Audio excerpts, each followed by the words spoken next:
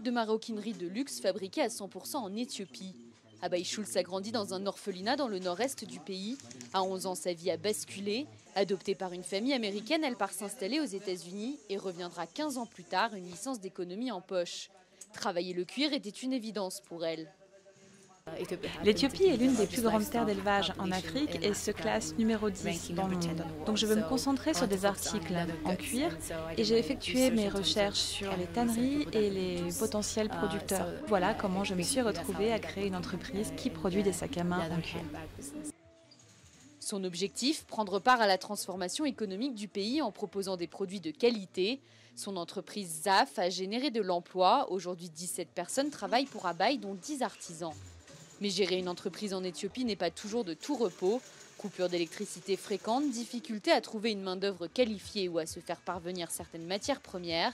Mais pour ses employés, Abay est un modèle de réussite.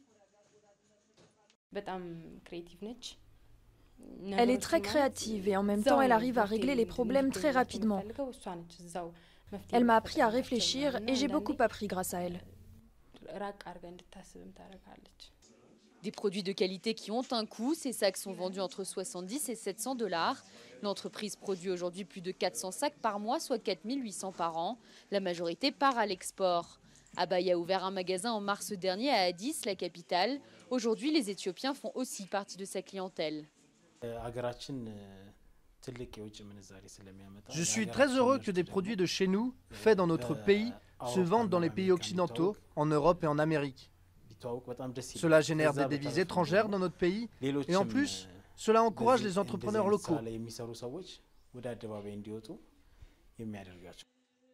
Abay Schulz fait partie d'un grand nombre de créateurs éthiopiens qui se penchent désormais vers le marché du luxe.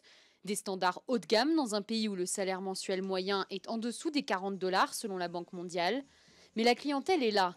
La population huppée de la capitale et la diaspora défilent dans les magasins de luxe d'Addis Abeba.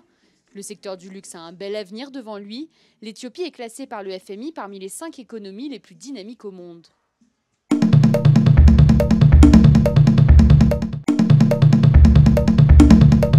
Le Malawi teste des drones qui seront utilisés pour accélérer le diagnostic des nourrissons susceptibles d'être atteints du VIH. Beaucoup de nouveau-nés meurent du sida dû au lent dépistage et au manque de traitement. Ce programme a commencé dans le contexte que nous avons au Malawi, qui est un pays où 10% de la population est séropositive. Cela inclut aussi les enfants, particulièrement les nouveau-nés. Pour ces derniers, il est primordial qu'ils soient mis sous traitement au plus vite s'ils sont séropositifs. La majorité d'entre eux mourront avant leur deuxième anniversaire s'ils n'ont pas de traitement. L'UNICEF a soutenu la phase initiale et alors qu'on entre dans la phase 2, nous allons chercher des partenaires de plus grande ampleur pour soutenir l'initiative. Une fois les drones fonctionnels, le temps nécessaire au transport des échantillons de sang sera considérablement réduit.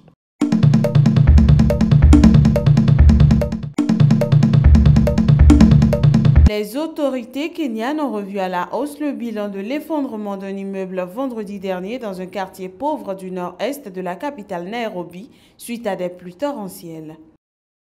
Aux membres du public, particulièrement ceux qui vivent dans les bâtiments à côté de celui qui s'est effondré, nous leur avons demandé de quitter les lieux. Je suis rassuré de vous dire que certains l'ont fait. Ceux qui ont campé sur leur position, s'il vous plaît, partez pour votre sécurité.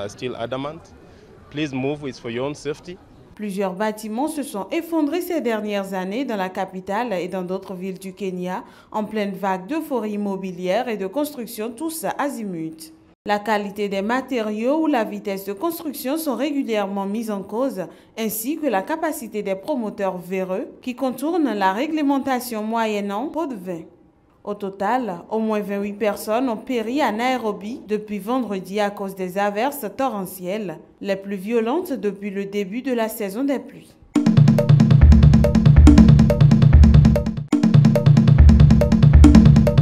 Le ministre des Affaires étrangères malien Abdoulaye Diop s'est félicité de la récente visite des chefs des diplomaties françaises et allemandes à Bamako pour apporter le soutien de l'Union européenne au processus de paix en cours au Mali.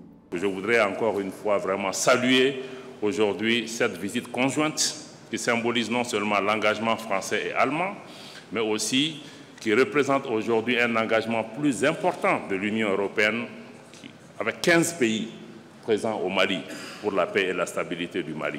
Les ministres français et allemands ont en outre échangé avec le commandement militaire de l'opération Barkhane avant de partir à Niamey pour des rencontres prévues mardi avec le président nigérien Mahamadou Issoufou et des membres de son gouvernement.